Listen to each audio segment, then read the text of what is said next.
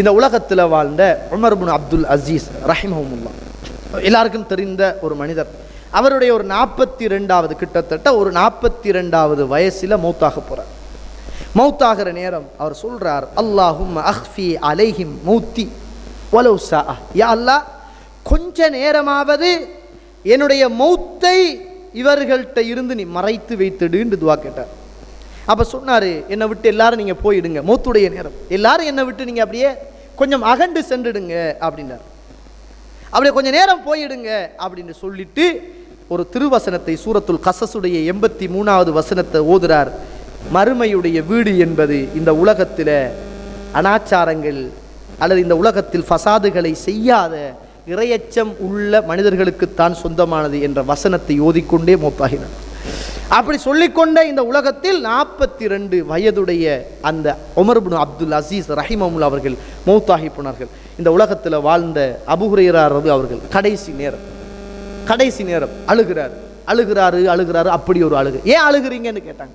அப்பதான் சொன்னாங்க, இந்த உலகத்தை விட்டு நான் பிரிஞ்சிட்டேன் என்றால், மௌத்தாகிட்டேன் என்றால், நான் போக போற பயணம் மிக தொலைவு தூரத்தில் உள்ள பயணம். 1400 வருடத்துக்கு அதற்கு முதலிருந்தே இந்த மௌத்துடைய பயணம் தொடர்ந்து கொண்டே இருக்கிறது. அப்படி பயணத்தில் நான் கொண்டு போகின்ற இந்த கட்டுச்சாதகம் எனக்கு போதாது, அதை நினைத்து நான் அழுகிறேன் என்றாங்க. இப்படி இந்த உலகத்தில் வாழ்ந்த எல்லாருமே அதை நினைச்சு அழுதாங்க. நமக்கு அதை நினைச்சு அழுத வரலாறே கிடையாது என்று சொல்லுகின்ற அளவுக்கு நமக்கெல்லாம் ஒரு ஆத்ம ரீதியான திருப்தியோடு இந்த உலகத்தில் வாழ்ந்து கொண்டிருக்கின்றோம். இந்த கபருக்குள்ளே கொண்டு வச்ச உடனே நம்மக்கிட்ட கேட்குற கேள்விகளில் உண்டு தெரியுமா? ரசூலுல்லாவை காட்டி அப்படியே கேட்பாங்க, வானவர்கள் வந்து கேட்பாங்க, இந்த மனிதர் யாருன்னு கேட்பாங்க.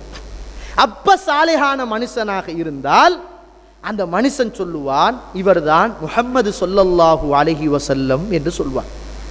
அல்லாஹ் யாருன்னு கேட்பாங்க. இந்த கேள்வியெல்லாம் கேட்பாங்க என்பது எனக்கு தெரியும். ஏன் சொல்றேன்டா, இப்போது இருக்கிற இந்த சீசன் எல்லா இடங்களிலும் இந்த மங்கிப்போன சுண்ணாக்களை அல்ல, மங்கிப்போன பித்ஆக்களை ஹயாத்தாக்குவதற்காக இன்றைக்கு ஒரு சமூகம் பாடுபட்டு கொண்டிருக்கு.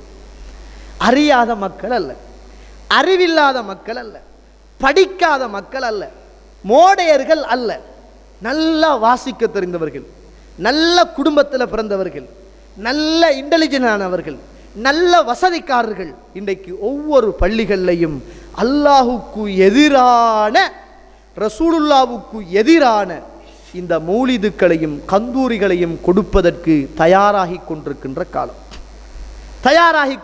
காலம்.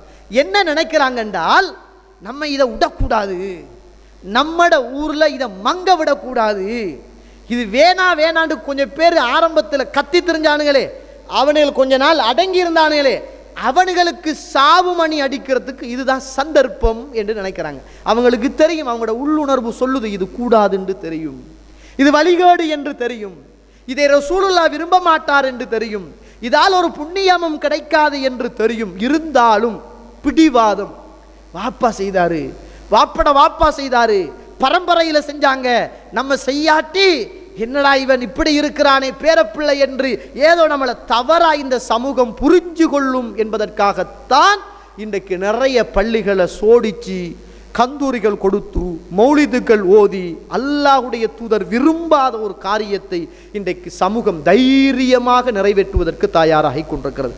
அல்லாஹுக்காக அழைத்து சொல்கிறேன், எங்களை எதிர்ப்பதாக நினைத்து, இந்த ஏகத்துவவாதிகளை எதிர்ப்பதாக நினைத்து இறைவனை நீங்கள் எதிர்த்து விட வேண்டாம். எங்களை எதிர்ப்பதாக நினைத்து ரசூலுல்லாவை நீங்கள் எதிர்த்து விட வேண்டாம். எங்களுக்கு சாவு மணி அடிப்பதாக நினைத்து இஸ்லாத்தை குழி தோண்டி புதைத்து விட வேண்டாம். அல்லாஹுக்காக குழி தோண்டி புதைத்து விட வேண்டாம். அது பித்அத், அது ஷிர்க், அது வழிகேடு, அது நரகத்துக்கு கொண்டு போகும். இது ஒரு காலமும் அல்லாஹ்வுடைய தூதருடைய அன்பையும் பாசத்தையும் சத்தியமாக நமக்கு பெற்றுத்தராது. இந்த உலகத்தில் ரசூலுல்லாஹ் வாழ்ந்தார்கள். ரசூலுல்லாவுக்கு முதல் நிறைய சஹாபாக்கள் வாழ்ந்தார்கள். அந்த சஹாபாக்கள் பத்ரிலே கொல்லப்பட்டார்கள். அந்த சஹாபாக்கள் கொல்லப்படுற நேரம் ரசூலுல்லாஹ் உயிரோடு வாழ்ந்தார்கள். அந்த சஹாபாக்களை ரசூலுல்லாஹ் அடக்கம் செய்தார்கள். அந்த சஹாபாக்களுக்காக ரசூலுல்லாஹ் மையவாடிக்கு சென்று பிரார்த்தனை செய்தார்கள். அப்படிப்பட்ட சஹாபாக்களுக்கு அல்லாஹ்வுடைய தூதர் ஒரு நாளில் கூட கத்தம் கொடுத்தோ, கந்தூரி கொடுத்தோ, மௌலிது ஓதியோ எந்த ஒரு செயற்பாடுகளையும் செய்யவில்லை. என்னையும் உங்களையும் விட, என்னுடைய தாய், உங்களுடைய தாய், என்னுடைய தந்தை, உங்களுடைய தந்தை, நம்முடைய பாட்டன் பூட்டன் ஊர் மக்கள் எல்லோரையும் விட உயிரிலும் மேலாக உயிரை கொடுப்பதற்கு கூட இந்த உலகத்தில் துணிந்தவர்கள் சஹாபாக்கள் தோழர்களே. உயிரை கொடுத்தார்கள், இரத்தத்தை கொடுத்தார்கள், வீடு வாசல்களை இழந்தார்கள், பிள்ளைகளை இந்த உலகத்திலே இழந்தார்கள், மனைவியை இழந்தார்கள், சொத்து பத்து எல்லாவற்றையும் இஸ்லாத்துக்காக தூசி என எறிந்துவிட்டு இறைவனோடு மார்க்கத்தோடு யுத்தத்தோடு இணைந்து கொண்டார்கள். அப்படிப்பட்ட சஹாபாக்கள் அல்லாஹ்வுடைய தூதர் மௌத்தாகியதற்கு பிறகு எந்த ஒரு சந்தர்ப்பத்திலும் அல்லாஹ்வுடைய தூதருக்கு மௌலிது ஓதியதோ, கத்தம் கொடுத்ததோ, கந்தூரி கொடுத்ததோ, பள்ளிவாசலை அலங்கரித்ததோ எந்த ஒரு வரலாறிலும் காண முடியாது. இந்த கந்தூரி என்று சொல்லுகின்ற வார்த்தையை கூட அரபுலே எம்மளால் காண முடியவில்லை தோழர்களே. அரபுல தான் இந்த கந்தூரி இருக்குமாக இருந்தால் எங்கேயாவது ஆதாரத்தை தேடி பார்க்கலாம். இந்த கந்தூரி என்று சொல்லுகின்ற சொல்லு கூட அரபுலே இருக்கிறதா என்று இதுவரைக்கும் நமக்கு தெரியாமலே இருக்கிறது. குர்ஆனிலிருந்து வந்திருக்க வேண்டும், சுன்னாவிலிருந்து வந்திருக்க வேண்டும். அந்த ஒரு சுமையான கஷ்டமான ஒன்றை அது மற்றவங்களை எதிர்ப்பதாக நினைத்து அல்லாஹுக்காக அதுகளை செய்யாதீர்கள். மௌத்து ஒன்று இருக்கிறது, மரணம் ஒன்று இருக்கிறது. எங்களை விடவும் உயிரை விடவும் நேசித்த ஒரு சமூகம் இந்த உலகத்தில் வாழ்ந்திருக்கிறது. குலஃபாஉர் ராஷிதீன் வாழ்ந்திருக்கிறார்கள், தாபீங்கள் வாழ்ந்திருக்கிறார்கள், தபா தாபீங்கள் வாழ்ந்திருக்கிறார்கள். எந்த ஒரு சந்தர்ப்பத்திலும் அல்லாஹ்வுடைய தூதரை இப்படி வழிகேடான முறையில் புகழ்ந்த வரலாறுகள் கிடையாது. இது உங்களுக்கு ஒரு அன்பான ஒரு உபதேசமாக நீங்கள் எடுத்துக்கொண்டால் அல்லாஹ் உங்களுக்கு அருள் புரியட்டும். இல்லை என்றால் இதை விட நாம் எப்படி உங்களுக்கு நசிஹத்து செய்வது என்று தெரியாது. நாளை மறுமையில் அல்லாஹு தாலா கொஞ்சம் பேரை நரகத்தில் போடுவானா. அந்த நேரத்தில் சொல்லுவாங்களா, இது எங்களுடைய பெரியவர்கள், முன்னோர்கள், தாத்தாமார்கள், பாட்டன்கள், சாதாத்துக்கள், எங்களுடைய ஷேகுமார்கள் காட்டி தந்த வழிமுறை என்று சொல்கிற போது அல்லாஹு தாலா அவர்களுக்கு 2 தண்டனையை குடு என்று அந்த நரகத்திலே போட்டு குடு என்று அவர்கள் சொல்லுவார்கள் என்ற அந்த வசனத்தை உள்ளத்தில் ஆழமாக பதிவு செய்து கொள்ளுங்கள் என்ற ஒரு செய்தியோடு இறுதியாக நாங்கள் எல்லாம் ஹுத்பாக்கு வந்திருக்கிறோம். அல்லாஹு தஆலா அல் குர்ஆனில் இப்படி ஒரு செய்தியை வஅன்ஃபிகு மிம்மா ரஸக்னாகும் மின் கப்ல் அன் யஅதி அஹதகுமுல் மௌத் ஃபயகூல ரப்பி லவ்லா அഖர்தனி இலா அஜலின் கரீம். இந்த உலகத்தில் மௌத்து வந்துட்டும் என்றால் மனுஷன் அல்லாஹ் கிட்ட கேட்கிற ஒரே ஒரு கேள்வி என்ன தெரியுமா? நான் ருக்கு செய்யணும், சுஜூது செய்யணும், உம்ரா செய்யணும், ஹஜ் செய்யணும். இது ஒன்றையும் அல்லாஹ் கிட்ட கேட்க மாட்டானாம். மனுஷன் கேட்பானாம், யா அல்லாஹ் எனக்கு கொஞ்சம் அவகாசம் தான், எனக்கு கொஞ்சம் அவகாசம் தான், நான் எனக்கிட்ட இருக்கிற சொத்த பொருளாதாரத்தை உண்ட பாதையில் நான் கொடுத்துட்டு வாரேன் என்று கேட்பேன், கொடுத்துட்டு வாரேன் என்று கேட்பானா.